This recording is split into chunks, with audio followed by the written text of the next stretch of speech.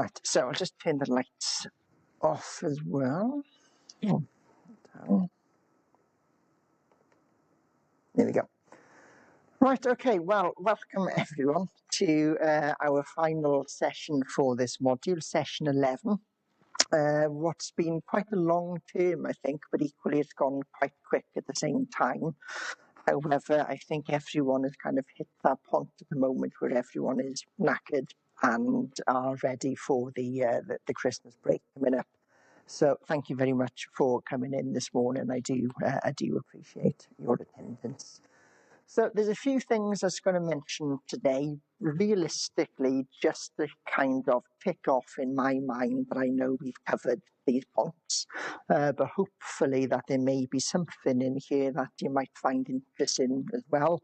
And realistically, what we're going to cover today is going to be on a very basic surface level, but it may be something that sparks an interest. So I appreciate we haven't talked about speech, language and communication needs as an area yet. I'm just going to spend probably 2 or 3 minutes in terms of that. Realistically, speech, language and communication needs comes under that communication and interaction umbrella term.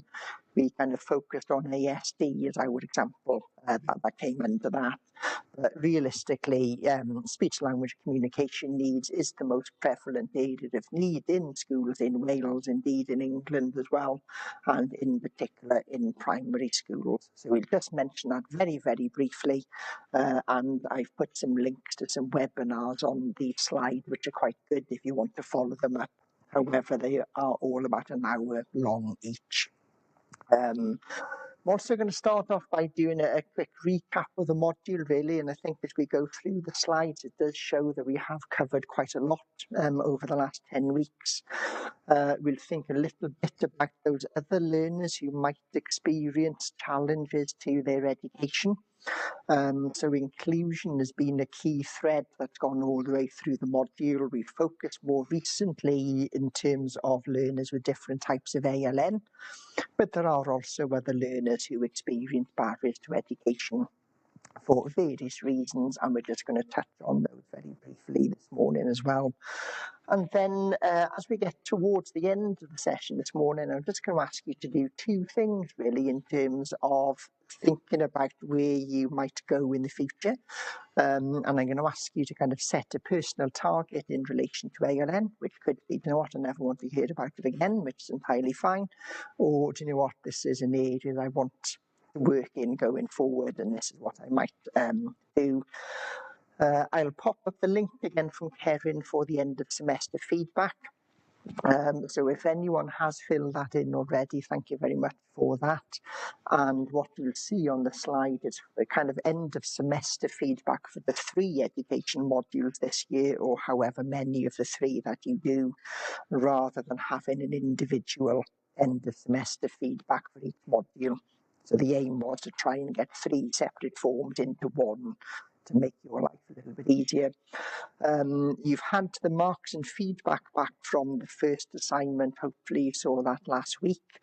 Genuinely really well done with the assignments that you did. If anyone's got any questions about that feedback, I'm happy to go through that with you today as well. And then the second assignment comes in tomorrow. So if you've got any questions about that, then we've got a bit of time this morning to discuss those as well. Okay, so not the most Christmassy in terms of spirit, but just trying to kind of tie things off really within the module for you. So what have we looked at then over the module? So quite a few things, I think.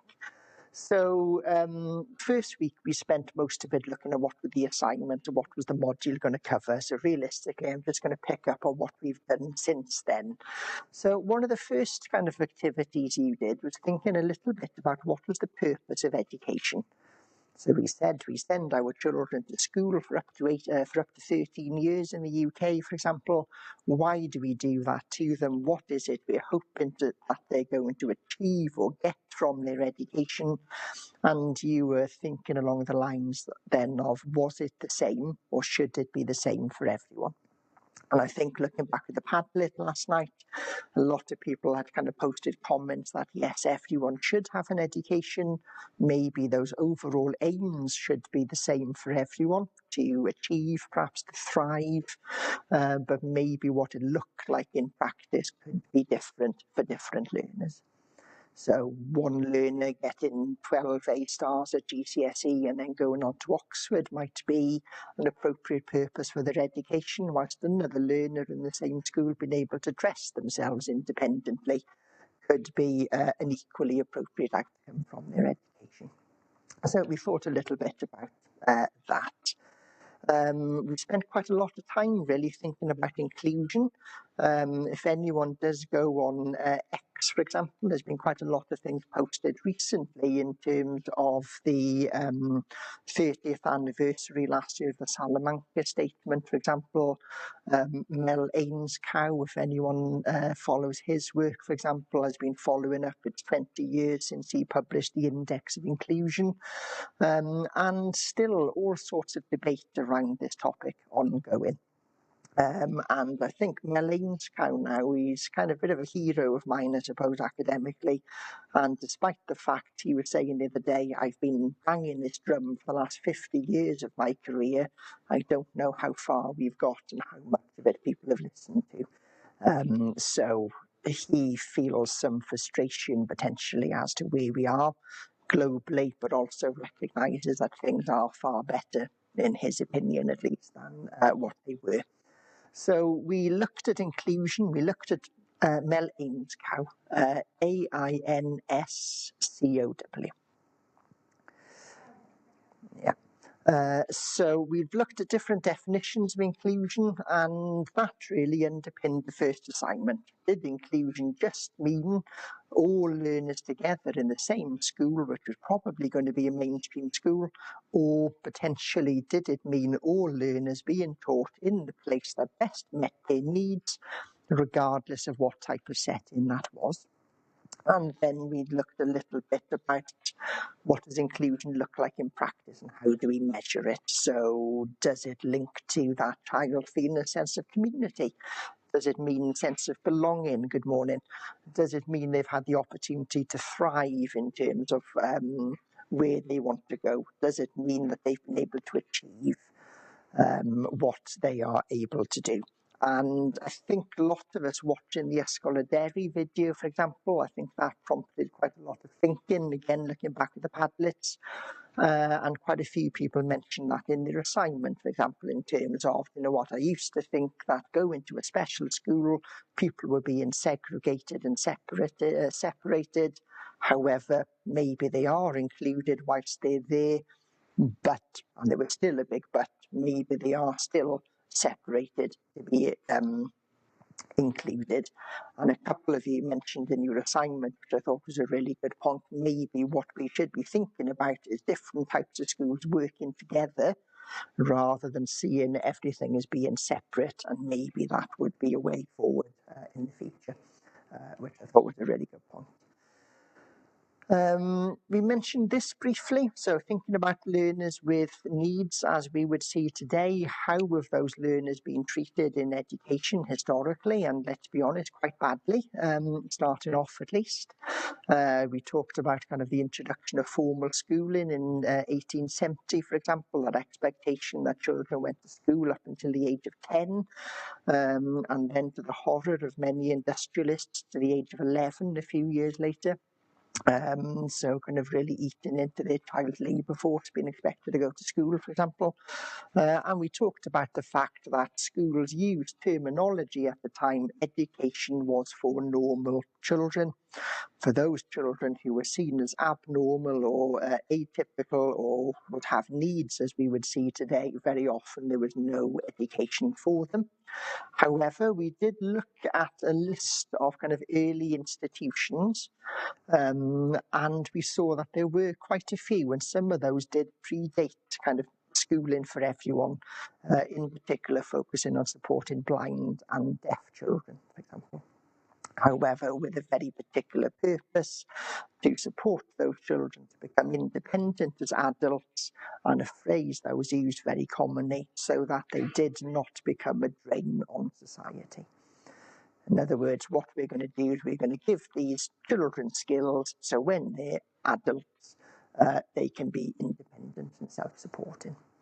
So there was some education, but thinking about kind of the lens that it looked at.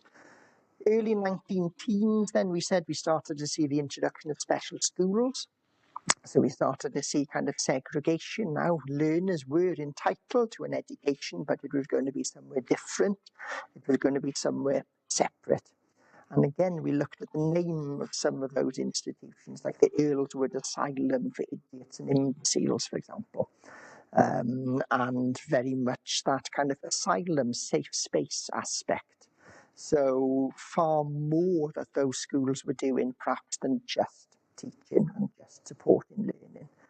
And I think, again, perhaps we saw some of that in the Ysgolheideri video in terms of how much time and effort went into supporting kind of mental health well-being, physical well-being, those kind of opportunities to feel part of a community, for example.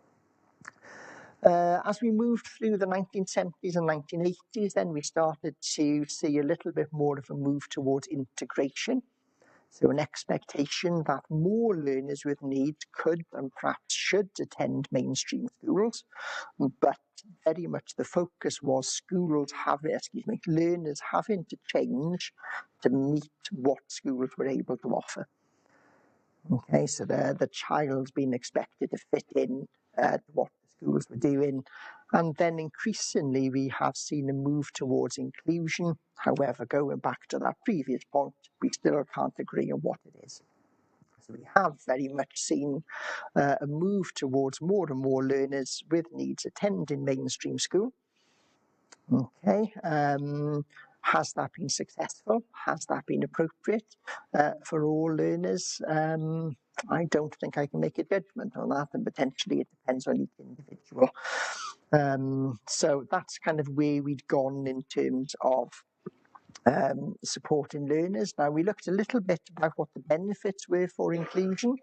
And again, this was something a lot of you kind of put through as a thread into your assignment last month. So that there were different benefits. So there were benefits for the learner that was in a sense being included. So the fact that they were allowed to attend their local mainstream primary school, for example, there was a benefit in that they perhaps were more able to make friends with children who lived in the same street as them, so it supported their social inclusion. Some research tended to show that learners with needs attending mainstream schools did better academically, whilst other research tends to show, well, actually it doesn't make that much of a difference, or maybe it depends on what the needs of the learner are. We also looked at whether there were benefits for other learners. As we talked about, as children and young people, if we are around difference becomes normalised. Do we become more empathetic and more tolerant and more understanding? Does that then lead to a more tolerant, empathetic, understanding society? We also mentioned there were potential challenges and barriers, and again, this was a strong theme that people talked about in their assignments as well. So thinking about physical barriers. So we said a lot of schools that children still attend in the UK were built some 120 years ago, for example. So those buildings physically were designed to meet the needs of those children who would have been expected to have attended at that time. So how many of our learners are kind of being taught in schools which have been retrofitted to meet their needs when originally they would have been designed without taking those learners into account? We also thought a little bit about institutional barriers. So what's on the curriculum? How is that curriculum delivered? How were learners assessed? What do we see as success criteria? We talked a little bit, although we don't have them in Wales anymore, the kind of the league tables of school performance. And we also talked a lot about societal barriers, and in particular we were thinking there about people's attitudes and expectations and training and knowledge and understanding. We spent a few moments looking at different models of need, so thinking about how our perceptions, how our attitudes are informed and how our attitudes impact upon our practice. And although there are many, many different models of need or disability, we said the two key ones that have influenced education were the medical model of need, and this one, as we said, was kind of underpinned through a lens of we want to find out what is wrong with that learner. So what is damaged or faulty or broken about them? So we want to find out what is wrong, and then when it comes to education, because these children are wrong or damaged or faulty in some way, the expectation is they will be taught somewhere different, somewhere separately. We then started to see more of a social model emerging in the 1960s, for example, which kind of flipped that on its head in terms of, you know what, it's not the learner that's at fault. Everyone is different. Everyone has strengths. Everyone has weaknesses. The challenges that an individual might face is not because of some fault within themselves, but because of an obstacle that they've met because society hadn't thought about those needs. We said both of those models have different advantages and disadvantages, for example. And then we moved on a little bit and we talked about the affirmative model of needs very briefly, building on the social model. So rather than recognising that everyone is different and difference is normal, maybe what we should do is celebrate those differences. So rather than just recognise the difference exists, why don't we celebrate those? And we saw that quite a lot at the London 2012 Paralympics, for example, talking about the superhuman athletes. So very much focusing on can do and the positives rather than the can't. And then we briefly mention the kind of the rights-based models of need as well. In other words, if government and organisations still aren't putting things in place to change attitudes and change practices, then the only way to get around that is kind of through legislation and fining organisations for not meeting their needs, for example. We spent a little bit of time as well saying, you know what, there's all sorts of different types of places that children and young people get taught in, and all of those have got potential advantages and disadvantages. So on one of the slides one week, there was a quote that I picked out from somewhere talking about children in the 1970s who saw themselves as special school survivors. In other words, they'd been taught somewhere differently and it hadn't been a very positive experience. My feeling is equally we could talk about children who are mainstream school survivors, where potentially needs have not been met in those different types of settings as well. So we talked about possible advantages and disadvantages. So if you are a learner who has a particular need or a difference, for example, is there an advantage if you've been taught in your local mainstream school? So yes, maybe socially. Yes, maybe you might be more likely to be put in for GCSE exams at the end of it. Yes, there might be more opportunities to take part in various things. However, there might be disadvantages in terms of probably bigger class sizes. Is there less resources? If you need specialist equipment, for example, is your mainstream school going to have that? And one of the key things we talked about maybe was that staff attitude and confidence and training. Again, similar advantages and disadvantages in special schools. So maybe you're now being taught in a smaller class where everyone has similar needs or similar levels of need. Therefore, perhaps you don't feel that you stand out for being different. So you feel that sense of community possibly. But some of these learners attending schools are spending an hour, 2 hours a day each way being bussed in or taxied to a different setting. So very much being kind of taken out of your local community to attend somewhere different. We briefly mentioned pupil referral units as well. So those units in particular who were set up to support those learners for whom school very often is not a happy place and may display challenging behaviour or behaviours that challenge depending upon your perceptions towards that behaviour, but also perhaps have a wider remit as well. In particular, quite commonly used to support learners with autism, and they very much are set up in a way where that shouldn't happen. Also potentially support learners that don't have a school place. So parts of England, for example, where there is that competition for school places, the local school has gone, we're full. There is no place for you. PRUs potentially pick some of those learners up. And also pick up learners like refugees and asylum seekers, for example. So we're waiting for a place to become available for you. We have a commitment to deliver your education, therefore this place is available. And then we thought a little bit about units in schools. Again, this was something quite a lot of you talked about in your assignments, for example. Inclusion in mainstream school might not mean being taught in a mainstream classroom. So maybe you are in your local secondary school, but maybe you are taught in a separate unit within that school. And again, does that mean you're included? Are you segregated, for example? And we briefly mentioned then a couple of adult settings. So we looked at Ysgol-y-Deri for kind of school-age learners, and I showed you the clip very briefly for Derwin College in Gabowen, which was a similar kind of setting for learners aged 16 to 25. So they call it a kind of a special college.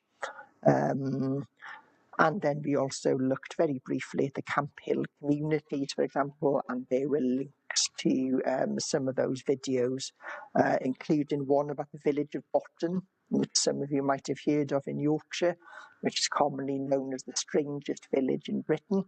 And it's a village that was particularly set up as a community where adults of all sorts of different ages who had different physical and learning disabilities came to live, and able-bodied people kind of chose to live as part of that community, and they all lived together.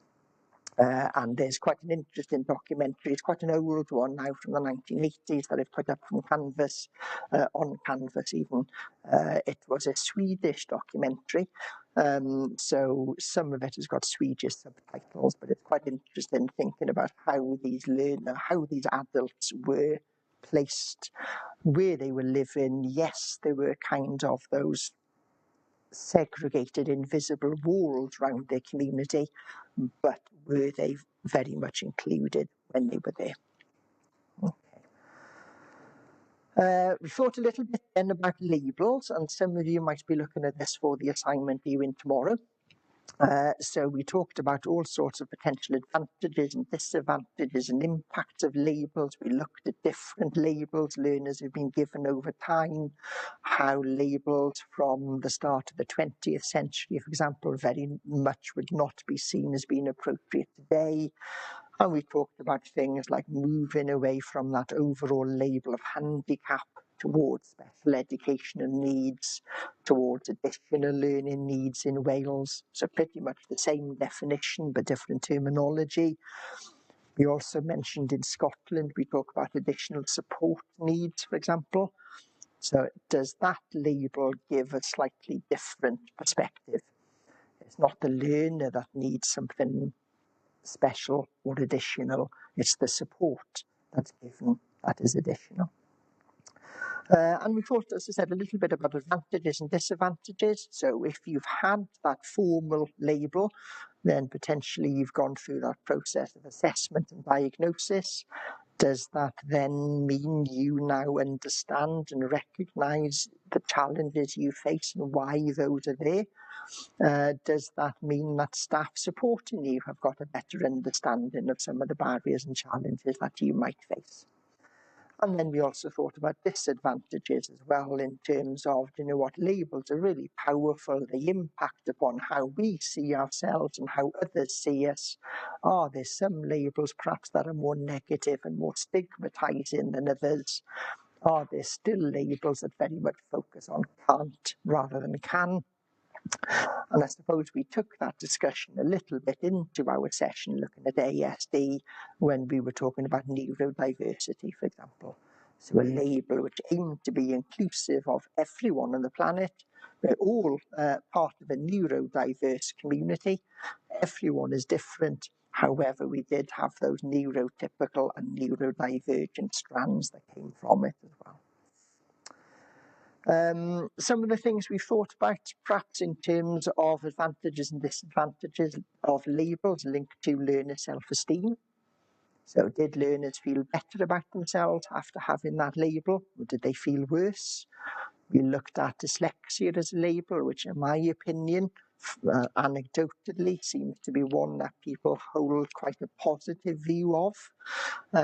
But we looked at a number of different pieces of research, for example, that showed actually some of those dyslexic learners had a far lower expectation of what they could do going forward.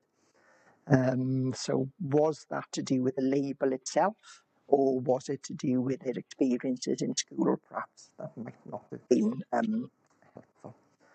We thought a little bit about teacher expectancy effect, or the Pygmalion effect.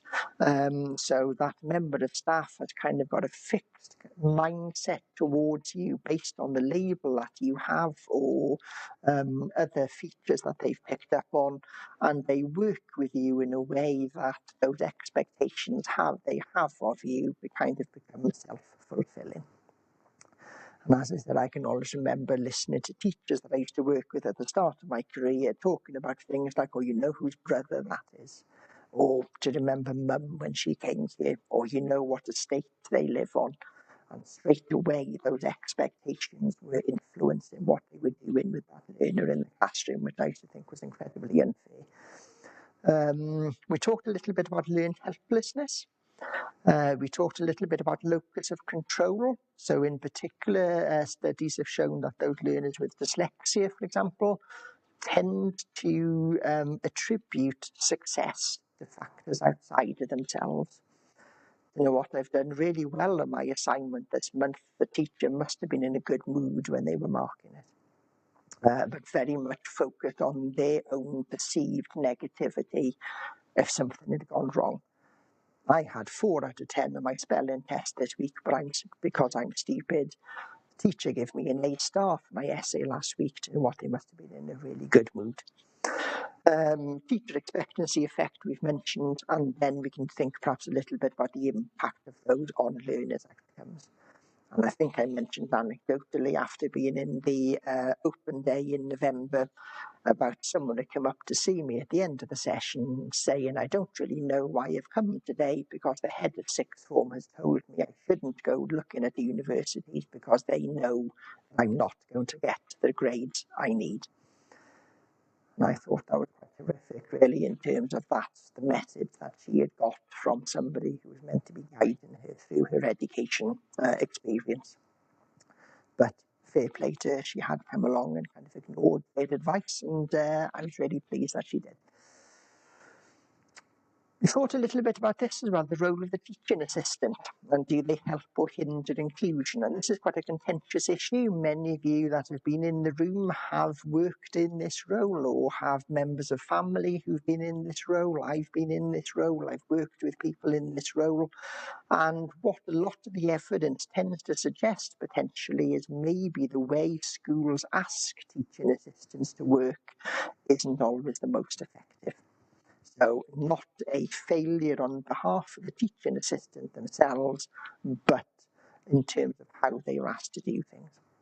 And we've talked about all sorts of challenges. Teaching assistants get different pay and conditions to teachers, for example. Teaching assistants are only paid to be in school between 9 and 3, therefore they don't get paid to go to after-school twilight training sessions. Very often they don't get invited to inset days. Real things that used to bug me. For example, I've worked in a number of different secondary schools where teaching assistants weren't allowed in the staff room. The staff room was for teachers only. And the amount of teaching assistants who used to go and sit and have a cup of tea with a caretaker in kind of their big cupboard, for example. Why do schools do that? I don't know. So we talked about whether teaching assistants help or hinder inclusion. Maybe this links a little bit to things like learn helplessness. Do learners sometimes become overly attached or dependent upon a teaching assistant? Should teaching assistants be supported to support the learner to develop their independence? And we also talked about things like, what is very common, unfortunately, that in many classrooms, those learners who are the most vulnerable or the most challenged or the most challenging, very often it's those learners that the teaching assistant is going to be asked to work with, rather than the teacher, once the teacher sits there and gets on with those children who are the most compliant and the ones that are most likely to achieve. Could we or should we think about flipping that in some way, for example? Other evidence that was more positive, and again, anecdotally, I would very much agree with this in terms of the relationship. Very often teaching assistants build with the learners they're supporting. So I know when my son was in school, for example, he worked in a small group at one time with a teaching assistant. Very much the success of his primary school days was based on the relationship that she made with those learners, for example. Thought a little bit about Wales. So we introduced the changes in education systems in Wales. We thought a little bit about the challenges in terms of inclusion. So Wales has got quite a specific geography, quite mountainous, very rural, 2 official languages, English and Welsh.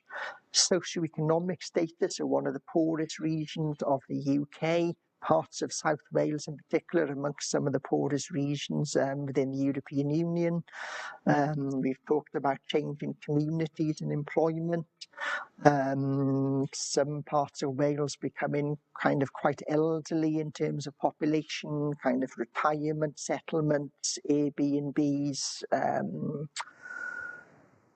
summer houses, for example, families moving away from communities because of the cost of living, the impact that has on schools. I live in Pembrokeshire, which is quite rural. When I started teaching in 1996, there were, I think, 85 schools in Pembrokeshire. Today there are 64. Okay, so do we need less schools because we've got less children living in some parts of the country? And we also talked a little bit as well about kind of the impact of employment changes. So I think it is very common thinking about my parents' generation, for example, that you left school when you were 16 and you went to work in kind of a local industry, and you probably had job security, which meant you had a job for life. However, those days, I think, unfortunately or fortunately, are very long gone. A lot of the industries that Wales relied upon have long gone, and there are still many communities. We mentioned 40 years after the kind of the miners' strike in the UK, still have not received what are called quality jobs to replace those that are lost. We do see quite a lot in the literature, not just in Wales, but in particular the northeast of England, for example, as well, thinking about intergenerational poverty and intergenerational hopelessness. Do you know what? Grandad worked in this particular industry that Dad was expected to go into work in. However, that shut down before he finished school. Those life chances that he expected to have and expected his son to have no longer exist. And we might think a little bit closer to home about what happened in Port Talbot recently, for example. We mentioned then some of the changes in Wales. So we mentioned things like the National Mission, published in 2017 and again in 2023. Now this one is more to do with inclusion, perhaps, and making sure that all children in Wales should have an equitable opportunity for life chances.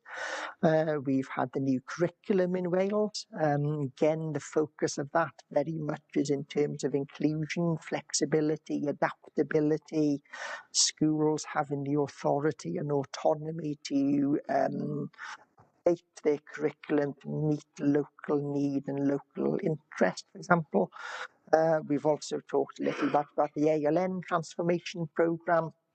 Some of you mentioned this in your assignment, some of you might be doing this for the one coming in tomorrow, but thinking about why we moved away from SEN towards ALN in Wales, and in particular there was a number of challenges Welsh Government suggested were in place where these reforms were meant to overcome them. So it used to take far too long for children to get a diagnosis, to be able to get support to meet their needs. We used to do things to learners rather than with learners and with families. So an increase in terms of the importance placed on pupil voice and family voice, for example. And one of the key things that's still a challenge is in relation to Welsh medium education generally, but also Welsh medium education to support learners with ALN. Okay, still going to recap. So after all of that, kind of the second half of the module, then we started to move on to think a little bit about broad areas of need. And we did have a bit of discussion in terms of thinking about labels. Some people suggest it's actually better to have a broad label rather than one that's specific, because people might have a broad area of need within that wider context. So there are some pieces of literature that suggests maybe it's better for a learner to have a label of cognition and learning, for example, rather than something more specific like dyslexia. Other people have looked at that and gone, that's absolute nonsense.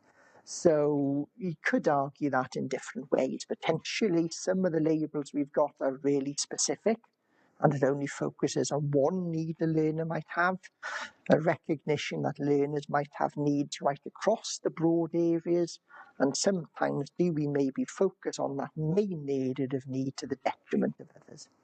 So that learner who is autistic, for example, might also have different areas of need. Do we forget about those to an extent because we're focusing on autism first? So we've looked at those.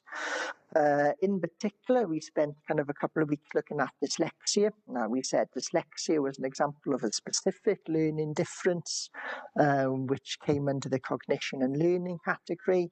Again, all sorts of different definitions of dyslexia. Some of them call it a difference, some of them call it a difficulty, some of them call it a disorder, some of them call it a disability. All of those terms mean something very different. But we talked a little bit about identification. We went through some different myths and misconceptions. Very briefly, we thought about the assessment process. And in one of the seminars, for example, we spent a few minutes thinking about potential spelling strategies and how we might support memory with learners, thinking about things like visual mnemonics, and we also looked at morphology as a strategy, splitting those words up into different chunks of meaning rather than phonemes, the different sounds. And some of you might have had a go at doing those morpheme matrices or word sums, as they were called, sticking those different chunks of words together to see what came out. We also looked then at autism. So we thought a little bit about autism-friendly or unfriendly environments. And from what I've seen about the assignments coming in tomorrow, a lot of people very much are focused on that as an area. So again, we thought a little bit about definitions, we thought a little bit about assessment, we thought a little bit about potential barriers and challenges, and in particular thinking about environments within school. We didn't really spend much time looking at these EGs I've got on the board, but there was quite a bit of information on Canvas if you wanted to follow up. So thinking about some schools have sensory rooms, for example. Some learners with autism might be supported by the use of Makaton. We looked at some PECs, I think it was last week, the Picture Exchange Communication System, where those kind of I want boards.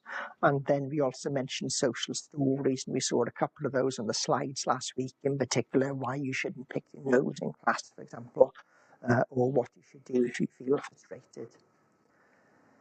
So quite a few things I think we've tried to cover in the last 10 weeks or so. If there are any key points, these would be my two, I think, moving forward. This first one, this is something that has stuck with me from the age of 11, and I can't remember whether I told you this story before, but in my opinion, nobody is just an anything, and I think this very much links back to the labelling bit. So I can remember being in year 7, first week in secondary school, in an English class with my teacher called Mr. Buckley, and he was going round the room asking people just to give them a bit of information about where they lived and what their parents did, for example. And if you lived in Fishguard in 1985, then realistically your dad either worked at the harbour, or your mum worked in the Slimmer clothing factory, or potentially they worked in Cocoon making bullets for the British Army. So that was kind of all I was there. So people would go round, and then every now and again somebody might go, oh, my mum's a lawyer, wow, really posh, or my dad runs a farm, or whatever it might be. And then the person sitting next to me said, my dad drives a crane, and my mum is just a housewife. And straight away, Mr. Buckley went, I'm going to stop you there. Your mum is a housewife. Nobody is just an anything. And I think out of everything that I remember from school, I'm 51 now, so 40 years later, that is the phrase I think that has carried with me ever since, and hopefully has underpinned everything I've tried to do in my career since then as well. So that to me is a real key point potentially for the module. Nobody is just an anything. Nobody is just that autistic learner. Nobody is just dyslexic. And secondly, again, I think this is a key point for me, our perceptions have a powerful impact on aspirations and expectations of others. So let's make them positive for everyone. There are enough things in life that make people feel bad about themselves or feel negative about themselves. If we are in a position where we're working with children or young people or adults, I don't see making people feel worse about themselves is what we should be doing. Okay, so that's, as I said, those are kind of my takeaway points for now. So that's what we've kind of looked at. A couple of things, as I said, we haven't looked at. I'm just going to mention this very, very briefly. So speech, language and communication needs. Now, we did mention this in a sense when we looked at autism, and we talked about many learners who are autistic might experience those challenges with communication in terms of understanding others, whether that's verbally or non-verbally. But there are learners who have a speech, language and communication challenge. We talked a little bit perhaps about whether that's been exacerbated during the COVID pandemic. All sorts of research talking about those children who are kind of between 4 and 7 years of age now, starting school with far less vocabulary, for example, than we would have expected years ago. Potentially was that a result of challenges during lockdown, where you didn't get to see other people, where you didn't get the chance to go to nursery or playgroup and socialise with other children, and what impact is that having on those learners now. So, as I said, just to mention this so that I can tick off in my mind that yes, we have mentioned it, and I won't fret about it over Christmas, really. So, social challenges and academic challenges that can relate to speech and language needs. So if that child has a difficulty in communicating with others, it's very difficult to build those social bonds with other children, which means school becomes a more challenging place to be. And potentially it does have an impact in terms of academic success. So we did, I think, when we looked at dyslexia, talk about the simple view of reading, which suggests reading is a process of vocabulary times comprehension. In other words, the more words you know and the context of those words, then that does have an impact in terms of reading, writing, spelling, moving forward. So if we've got children who have less vocabulary, less words, less able to share or communicate those words, what impact does that have? Very briefly, I've just pinched this slide from the PGCE programme, thinking about what we can do to support learners. Now, this is very, very basic, obviously, but in terms of things we can do, very similar to what we've looked at before. It's about thinking about giving information in different ways, thinking about making sure we allow pupils enough time to respond. And I think that's one thing that we are quite guilty of in education. I know I definitely am, in terms of asking people a question, and then you get to about 4 or 5 seconds of silence and it starts to feel a little bit awkward, so straight away you jump in rather than giving someone a chance to respond. And if that kind of happens to you over and over again, potentially are you more likely to just not try, because you know you're going to be cut off anyway. Now, if anyone's interested in following this up, these are a few years old now, but I think these webinars are really good. There's a hyperlink in each of these, so if you click on those, it should take you to the YouTube clip. And they are both, well, there's 3 of them, all 3 are over an hour long.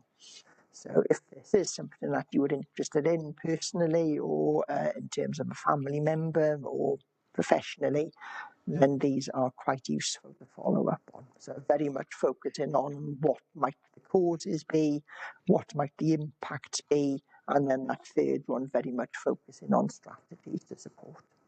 So hopefully useful resources if anyone is interested in those. Right, I've talked at you for 45 minutes now.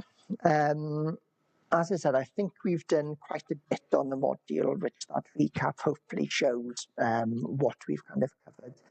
Does anyone have any thoughts or comments at this point before we move on to look at something slightly more tangentially to the module? No, does that kind of seem okay? Does that kind of link to what you recall that we've done as well to some extent? Right, so what we're going to just spend a few minutes talking about then. Obviously, the name of this module is Additional Learning Needs. I am aware that we spent the first half of it talking about inclusion rather than focusing on ALN specifically. We have spent a bit of time focusing on ALN in recent weeks. However, I think it's also worth remembering, again, as a lot of you said in your assignment, inclusion means everyone. It's not just those learners with needs that we are trying to include, it's all learners. And there are a wider range of learners that do experience challenges and barriers to their education.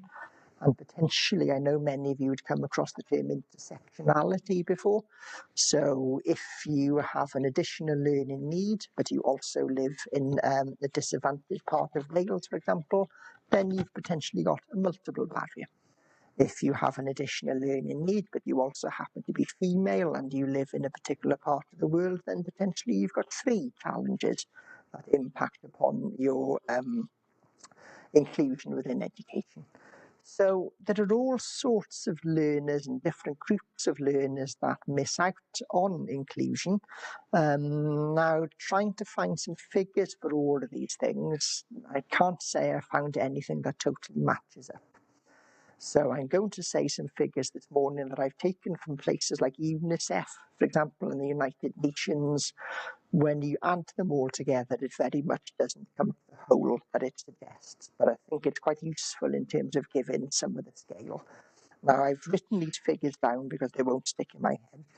But realistically, UNICEF, for example, talked about the fact that 2024, that there were at least 251 million children annually missing out on education globally. So that's right across the school age range. And there are all sorts of different reasons why that might be happening. So we're just going to mention things like gender, for example. So what is the impact in education in terms of being born male or female? Other areas we think about very briefly are things like different communities. So a key one, and we look at in the UK, for example, is the Gypsy Roma Traveller community, which is the community in the UK that is potentially the most disadvantaged in relation to education, and it's also the community which achieves the lowest academic outcomes. Okay, and there's all sorts of reasons why that might be the case. We'll very briefly mention things like looked after children. We'll very, very briefly mention young carers. And then we're also very briefly going to mention something which is increasingly relevant and prevalent. And again, so I've got the figures written down. Last year, 224 million children were impacted by this, which is the impact of climate change and environmental degradation, for example. Okay.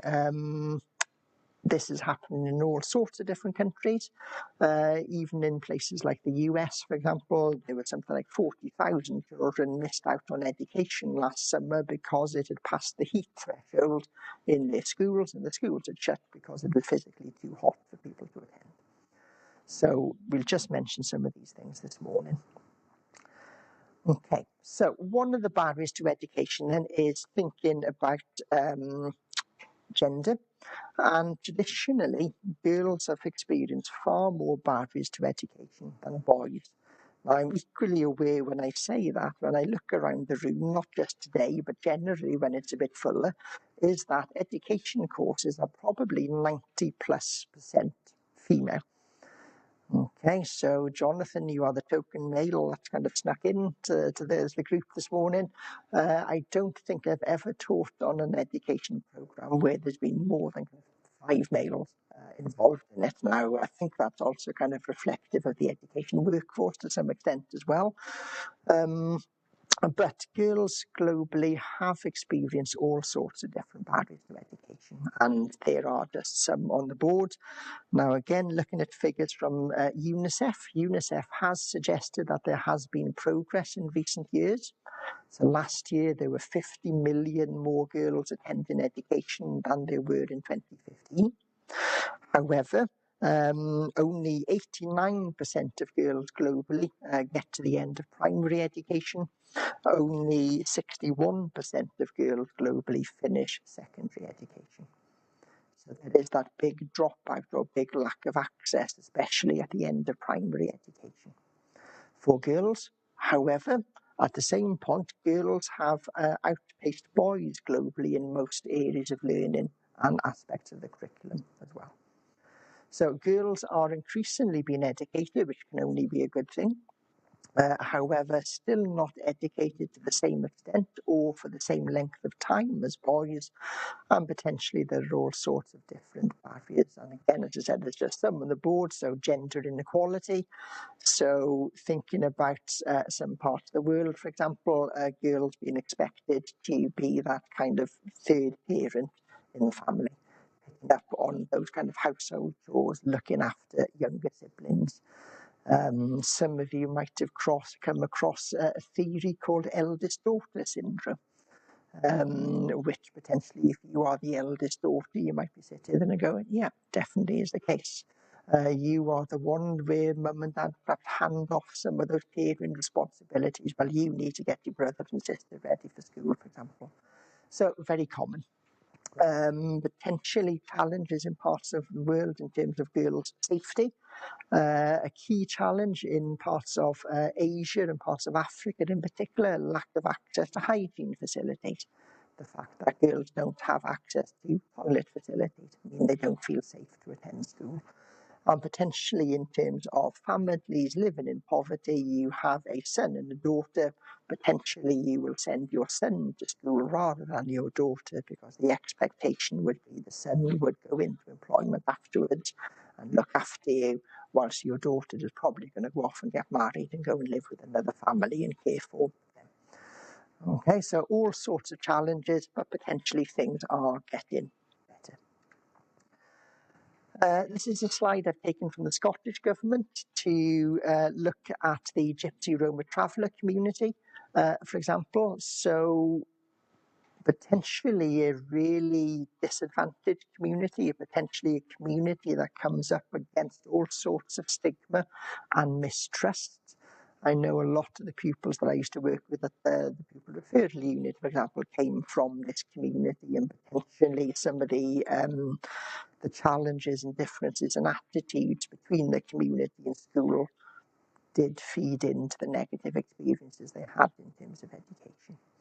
So Gypsy Roma traveller communities tend to be the community in the UK that has the highest levels of school absence, highest levels of elective home tuition, and there's lowest levels of education outcomes based on achieving 5 A-star to C grades at GCSE. And there's all sorts of different reasons why that might be the case. And potentially some of these are perhaps cultural or attitudinal, which underpins that. So again, thinking about girls' education. So I know I used to work in a high school in North Wales, for example, which had a quite large Gypsy Roma traveller site nearby, where some of the learners would attend school, and very often this would be quite sporadic, but there would be challenges in particular in terms of girls attending. And I remember speaking to parents one day. They had come in and they talked about, actually, we don't feel safe sending our daughter to school because general society is different to what we believe in. So it's far more sexualized. We feel far more that our daughter isn't safe going to school. So there were all sorts of different challenges that might be in place. Potentially a group that has been heavily stigmatized. Poverty. Okay, so we talked about parts of Wales being very much economically deprived compared to other parts of the UK. However, we're not talking about abject poverty, where we're thinking about families living on $2 a day, for example, is the poverty figure globally. So potentially we were thinking in Wales about families who were living on about £300 a week would be seen as being within that kind of poverty limit. All sorts of challenges in relation to poverty. Again, many of you have mentioned these things before, in particular, you know what, can't afford to send my child to extracurricular activities, for example. But all sorts of challenges relating to things like buying school uniform, different experiences and opportunities, paying for school transport. Okay, and then when we think about other parts of the world, when we're thinking about poverty and very much kind of absolute or abject poverty, how many children do not attend school because they are an extra worker in that household, bringing in money to support families, for example. So poverty can be a big challenge.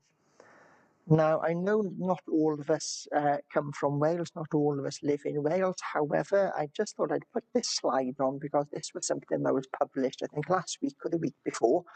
Every year, the Welsh Government publishes something called the Welsh Index of Multiple Deprivation.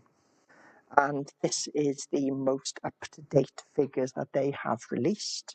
So I think I've put a hyperlink to the report on that image on there. But if this shares on screen in a second, I'll also show you a link to a BBC website, which I think is quite interesting, where you can click in the name of the local authority that you live in, for example, and it shows you on its kind of smallest grouping level the relative poverty or affluence experienced in those different parts of the local authority. And I think it's quite interesting looking at that, especially if you recognise where you live and thinking about what's the impact of living in that one area, in some cases that one street compared to the street next door to it. What potential impact does that have on people's health, on mental health, well-being, educational opportunities, life chances? And unfortunately, those impacts are huge. Now, this particular index measures all sorts of things in relation to poverty. So it looks at income, it looks at employment in terms of whether people are in employment or not, but also the types of jobs people are in. Looked at health, looked at education, access to services, the type of housing that people live in, community safety, physical environment, access to green spaces. So all sorts of things it looks at in terms of building up a picture of deprivation. Now I'm going to click on this link. I hope it shares. It's not sharing for some reason. I can see it is sharing on my screen. I don't know why it won't share up on the slide. But if this is something that you're interested in, if you click on that hyperlink, as I said, it takes you to a BBC website. You can click in local authority. So I'm just clicking, not that you can see it, I'm clicking Pembrokeshire, for example, which is where I live. And this says out of the 22 local authorities in Wales, Pembrokeshire is the 13th least deprived. So it's not doing too badly. 5.6% of neighbourhoods in Pembrokeshire are highly deprived. Across Wales, the figure is 10%. And then there are different coloured areas on the map of the county, which go from really dark red, which is the most deprived, to really dark blue, which is the most affluent. And I can see, looking at where I live, for example, it is in an area of deprivation compared to other parts of the country, which does kind of recognise what I see, kind of where I live. So those children who live in that part of Pembrokeshire, what does that have, what impact does that have on their life chances compared to people who might live the street over, 5 miles away? Should it have such an impact? No. Unfortunately, does it? Yes. So apologies, I don't know why that won't share up on screen, but I think that's quite interesting to take a look at in terms of that. Just wanted to mention this briefly as well. This is looking at kind of refugee children and young people. Now I'm bringing this up briefly, partly because Swansea is seen as being a city of sanctuary, for example, in terms of asylum seeker and refugee families. Working with somebody on the National Masters Programme at the moment, for example, who's a teaching assistant in a local school, and her job very much entails supporting learners who've arrived with English as an additional language. And she says in her school we've got something like 400 pupils and they speak 72 languages between them.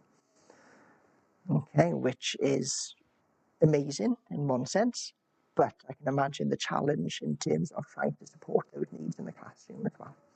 So what this slide is trying to show, I suppose, is the potential impact that being a refugee has on education, and not surprisingly it does have a potential negative impact in terms of disrupting things. So when we look at the top left of the screen, 92% of all children globally are at least enrolled in a primary school, compared to 61% of refugee children. 37% roughly of young people globally attend higher education, compared to 1% of refugee young people. There are all sorts of different reasons why that might be the case. Some of these could be to do with language barriers, for example, but equally it could be to do with adverse childhood experiences, trauma, depending upon your journey to your host country, and also your experiences in that host country as well. And I think especially since we've seen Brexit, for example, there's been a little bit more hostility in terms of the welcome or not that some people unfortunately have received.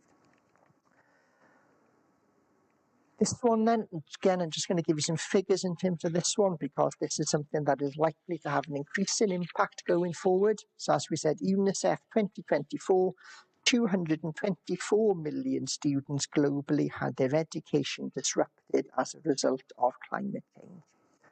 The most common reason was as a result of heat wave. In other words, it was just too hot to go to school, or infrastructure had broken down. Do you know what? There's only one road going to that school and it's melted. Or the IT systems is packed up because the air conditioning is broken. But equally, there are children who've been kind of excluded from school as a result of school isn't necessarily available as a result of climate change. So some parts of the world are now underwater, where there used to be thriving communities previously. So, as I said, something unfortunately is likely to have a greater impact going forward, and potentially in kind of direct and indirect reasons as well. So, do you know what? School has been cancelled today because of the heat wave, and school has been designated as being a safe, cool zone for the community. So rather than the school operating in its normal capacity, it's now the only building in the local community that has air conditioning, and the local community has been invited in because it's too hot to stay in their unair-conditioned homes. So we might have kind of impacts like that. However, some of these might be more indirect as well. Do you know what? There is an increase in tropical cyclones and hurricanes, for example.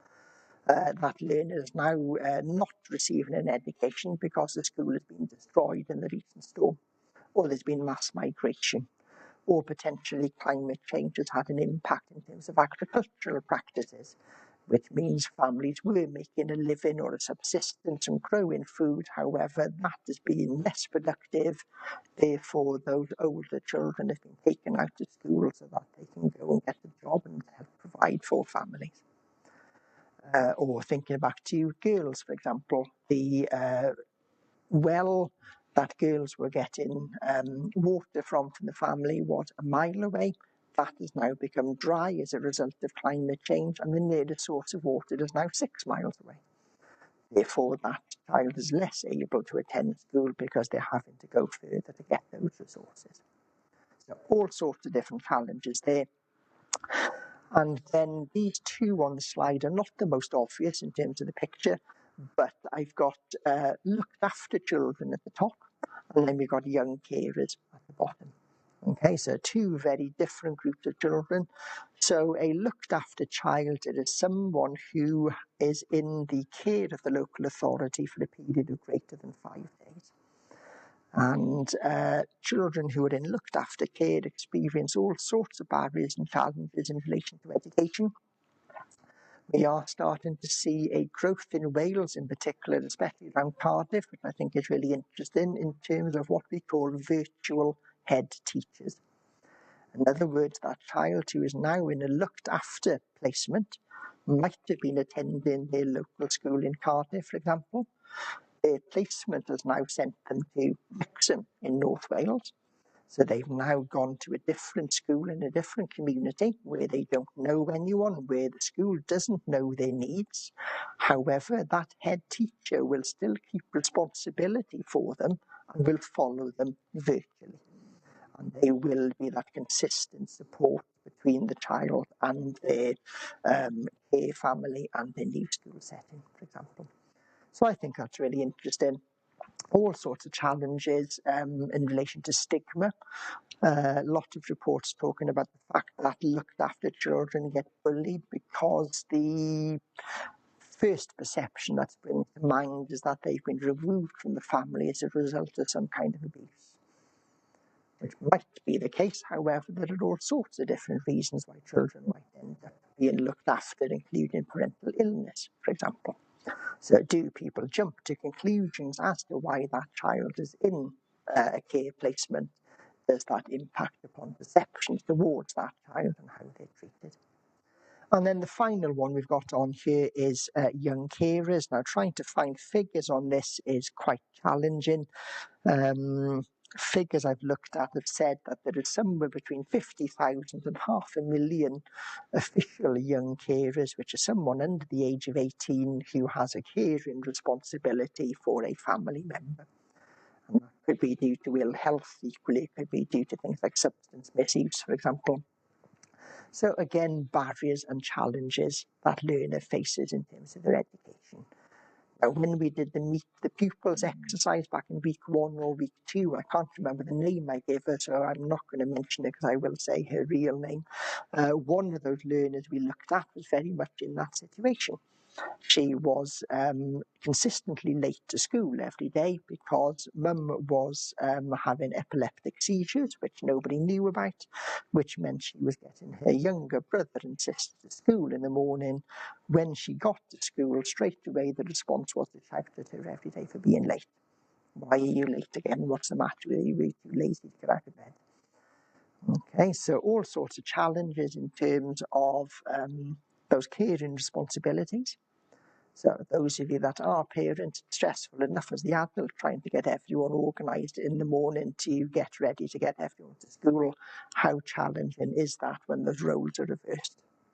And in some cases, you're 7, 8 years of age, and potentially you are the main carer looking after the parent, being worried about leaving them alone during the day, going to school with all those worries, has an impact.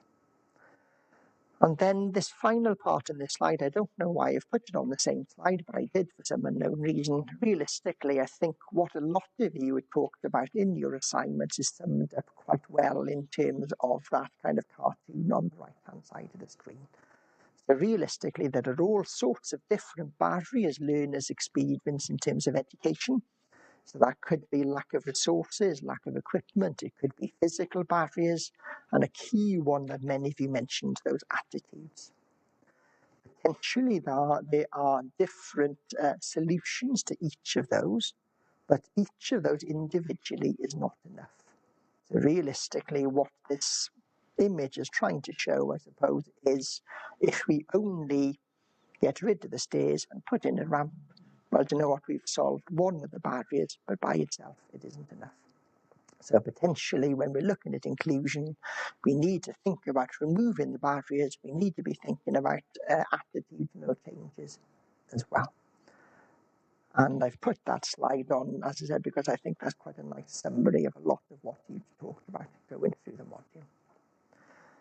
Right, I promise I'm going to stop talking at you shortly, and I'm going to ask you to do a final couple of things for me to finish off, if you don't mind doing.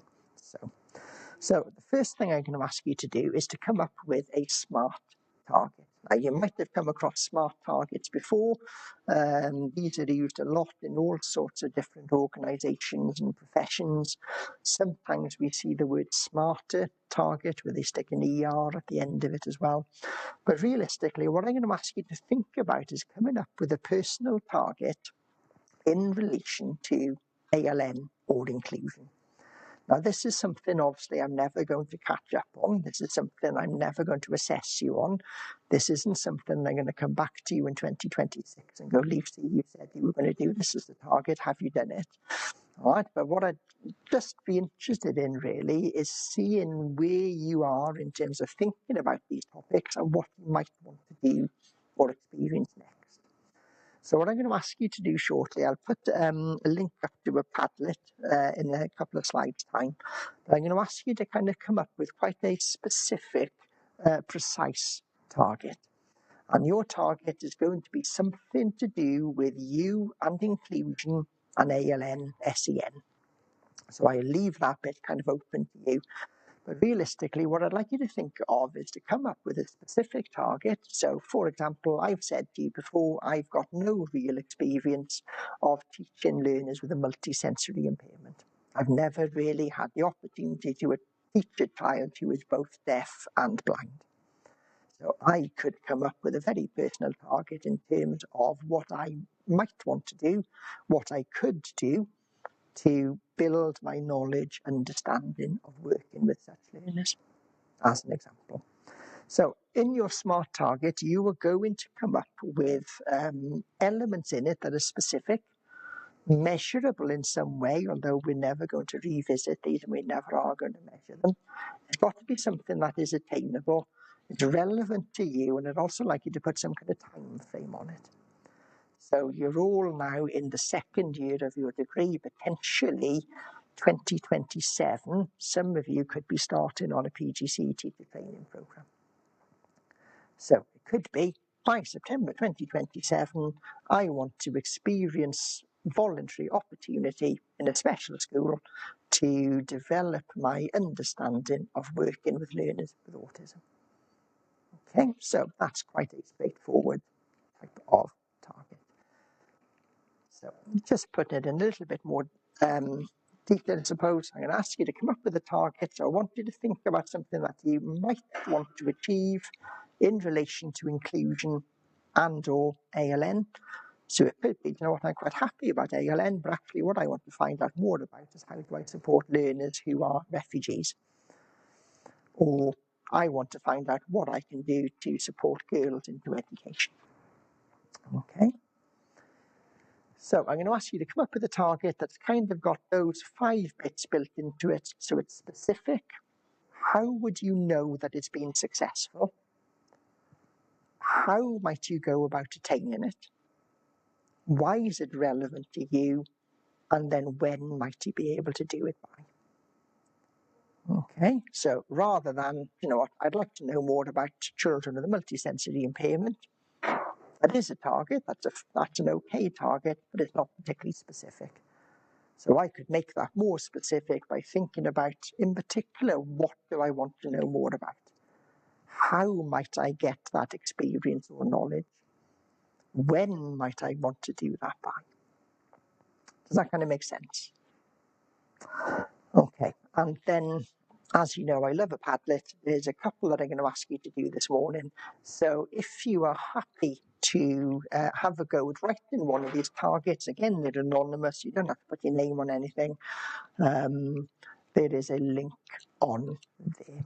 So any SMART target in relation to ALN, SEN, inclusion, something that we've touched on the module to some extent. So what is it you want to know or want to do? Why do you want to know or do that? What might help you to know or do that?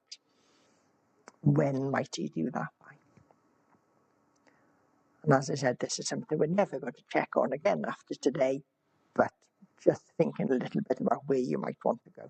However, if there is something that's kind of specific on here and I might be in a position to help support that going forward, then please just let me know at any time, and I'm very happy to follow up with this going forward as well.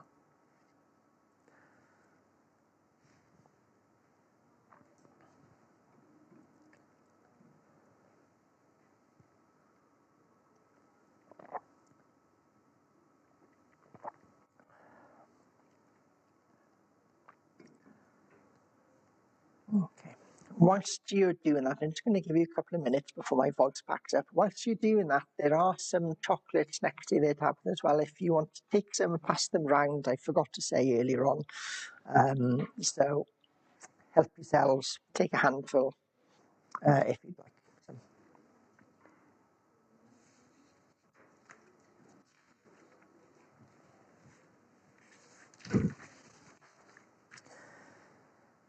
And then after this, there's one final task I'm going to ask us to do, if that's okay.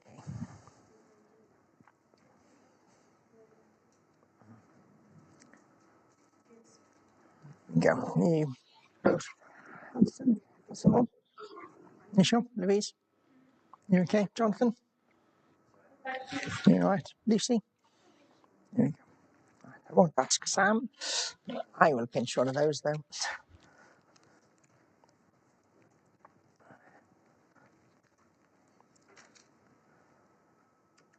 So I'm just going to come out of there. Still don't know why that won't share.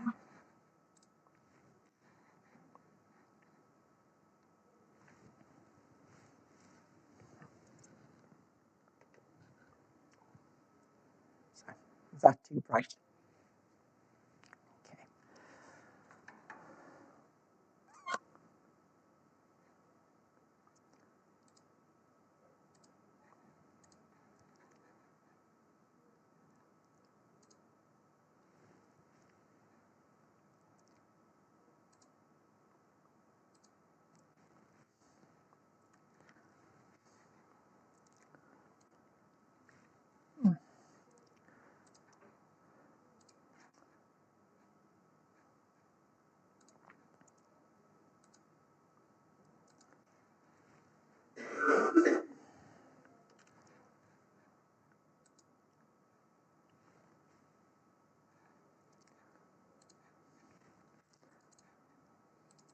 Apologies, I'm not quite sure what's going on with the screen share this morning. I've hit the limit of my technical abilities.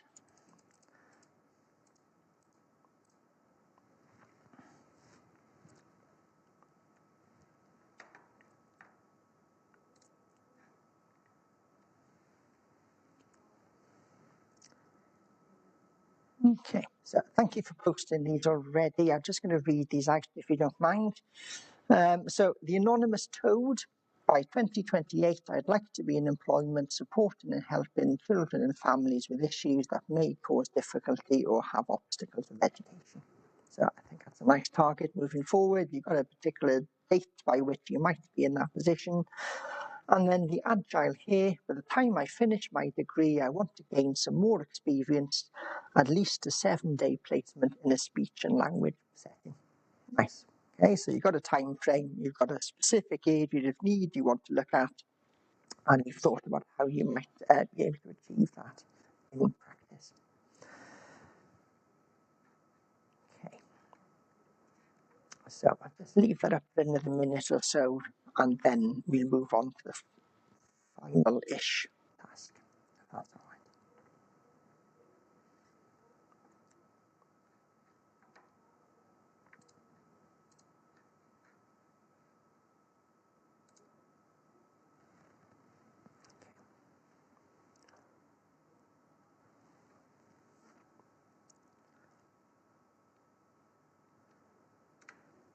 Okay, so this is the final-ish task I'm going to ask you to do this morning. The other bit I'm going to ask you to do before you finish later, if you haven't done it as yet, is to fill in the feedback form for Kevin, if you don't mind doing so.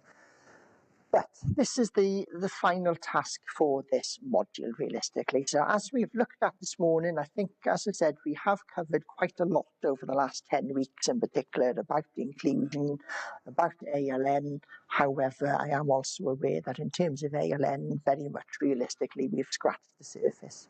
So realistically, you can do a master's degree just looking at supporting phonological awareness in children who are dyslexic. So hopefully it's given a starting point at the very least. Hopefully it's made people think. Reading your assignments made me think in terms of, okay, yeah, that's a really good point.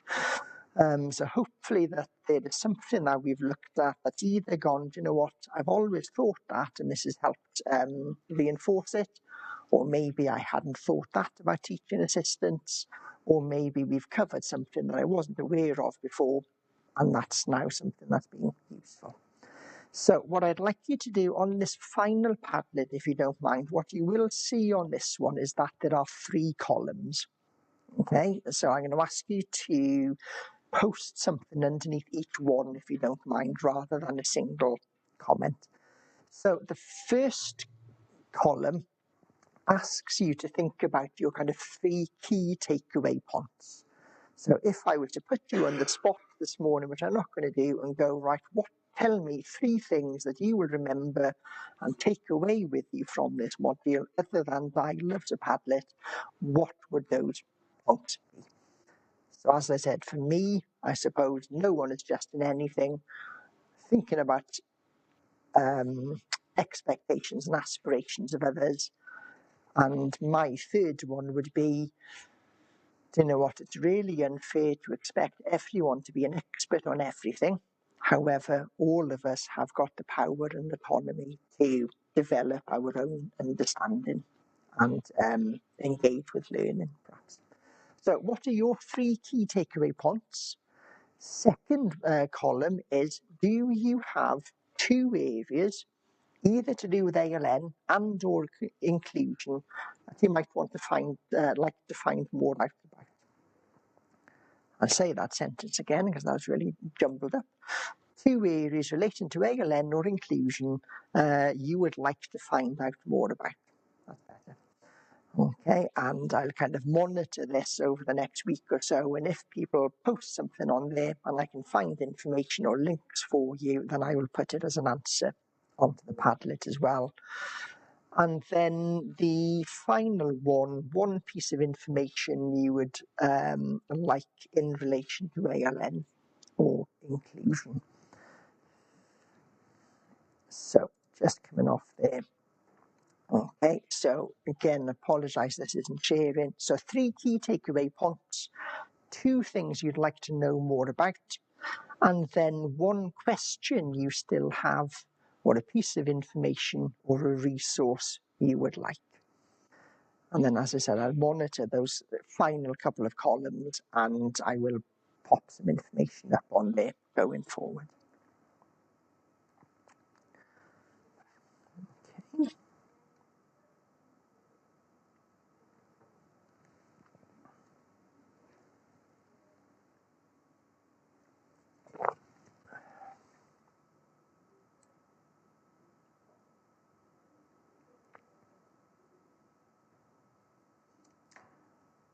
Okay. Okay.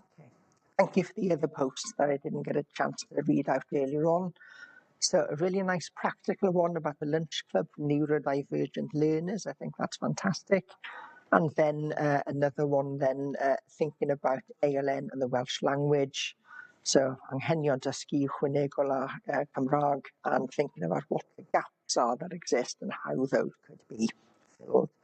So all sorts of gaps there in terms of assessment materials.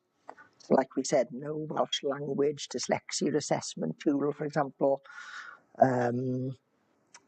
Only one Welsh medium special school in the whole of Wales. Lot of resources that are available for ALN are in English, therefore the expectation is that the teachers have to kind of translate those themselves in their own time. So all sorts of things there. That could be a really nice dissertation for year 3, for example, not putting words in anyone's mouth.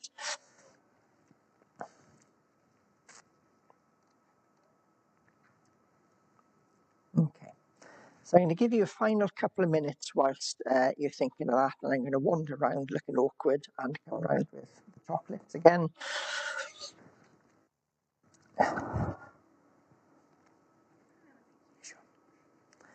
I know, I do feel like a bit of a pusher. I'm a dodgy man in the park. Stay away from me. Yeah. Don't accept sweets from a strange man. So.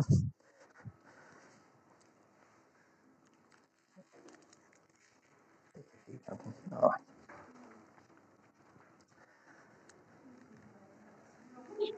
Right, so thank you very much for posting those when they come through. I have talked at you for a lot longer than I was expecting this morning, so I do apologise in terms of that. One other thing I just wanted to mention, let's see if this will share. Last week I shared this with you, and apologies, you might already have filled it in from last week. But what Kevin, as Programme Director for the education side of the programme at least, has asked me to share is this link to a Microsoft Forms feedback sheet. Okay, now rather than having an end of module feedback form for each of the modules you're doing this year, realistically what we've tried to do is to put it into one to make life a bit easier. Okay, now I know some of you are on the education route and you've maybe got this module and you've got Levy's module and you've got the curriculum module. There is a space on the form to kind of feedback on all of those. Some of you were only doing this module, so you can ignore the other two, for example. But if you haven't had a chance to fill this in as yet, we would be very grateful if you could fill this feedback form in. It doesn't have to be today. I will send a message out through the module later on, and Kevin will probably come back in January as well in terms of getting some feedback. But as I said, I'd like to think that we did listen when, as a group, you gave the mid-module feedback about things like the transcripts and making sure the captions and things were on. Not sure if the co-pilot summaries of the sessions have been any useful for you, but I think some of those co-pilots done quite a good job in synthesizing what we've talked about. So here's the link to the form. If you've got the PowerPoint or the PDF open, the hyperlink on the right should just take you straight into the form. If you do the QR code, and I don't know why it does it this way, but this is how it's set up. It'll ask you to sign into your university account to be able to access the form. Now, these are all anonymous. It's not gathering your data or your name in any way. I think because this is a Microsoft form shared through the university system, it wants to know that you're a university user to be able to access it. Okay, so if you have already filled that in, thank you very much for doing so. If you haven't filled it in as yet, we would be very grateful if you would, either today or at some point, not on Christmas Day, obviously. Other than that, there's just a couple of things I wanted to say to finish off, and one of them is, and the most important one is, thank you. Diolch yn fawr iawn. Now, I am saying this to a very select group of you, but I'm saying this to you on behalf of your peers as well. Thank you very much for your engagement during the module. I've really enjoyed getting to know you. I've really enjoyed reading your assignments and seeing what your perceptions were in terms of this. I'd like to think that most people go into education do so because they are genuinely nice people and they want to make a difference. And I think reading those assignments and getting to know you, very much you are in that nice people who want to make a difference box. So thank you very much for your engagement. Thank you for turning up. I genuinely don't take it for granted. Thank you for indulging me with the Padlets every week and making sure I get my money's worth out of keeping that subscription going. Hopefully there's something from the module that's been useful for you moving forward. Although it's the last session today, after today, if there's anything that I might be able to help with or you need from me, please just get in touch at any time. And other than that, have a lovely Christmas when it arrives. Have a nice break and Nadolig llawen, blwyddyn newydd dda. Have a lovely Christmas and a great 2026 when it arrives. So thank you very much. And I will stop recording at that.